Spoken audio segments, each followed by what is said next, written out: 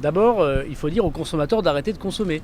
Parce que s'il y avait plus de consommateurs, il n'y aurait pas de vendeurs. Mais on ne peut pas déplorer les enfants qui sont tués dans les quartiers, l'économie et la violence qui va avec les stupes, et glorifier la consommation récréative des stupéfiants. Un consommateur, y compris dans un beau quartier où il n'y a pas d'enjeu de sécurité, où il n'y a pas de règlement de compte à cause des trafics, quand il achète de la drogue, il finance par définition et de fait, pour reprendre ces termes, un trafic. Et au bout de l'autre côté de la chaîne, il y a malheureusement ces situations dramatiques et très graves qu'on voit notamment dans les quartiers nord de Marseille. Emmanuel Macron, Gabriel Attal ou encore plus récemment Gérald Darmanin. De nombreux politiciens affirment que les consommateurs de drogue sont les premiers responsables des règlements de compte à Marseille. C'est celui qui fume son joint ou qui prend son rail de coke parfois dans les beaux quartiers de Marseille qui fait naître ces règlements de compte. Les premiers responsables de ces situations, c'est d'abord les consommateurs. Une musique culpabilisante que les principaux concernés ont du mal à accepter.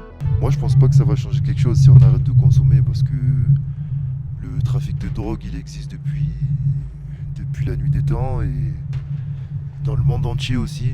Pour moi, le principal problème, c'est quand même le trafic d'armes. On vit quand même dans une ville où ça paraît plus normal d'avoir une arme dans une cité que de consommer de la drogue.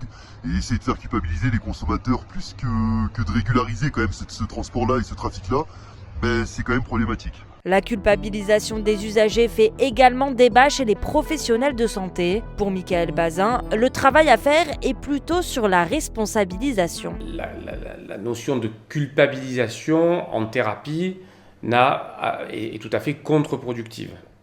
Donc ça n'a pas de vertu thérapeutique.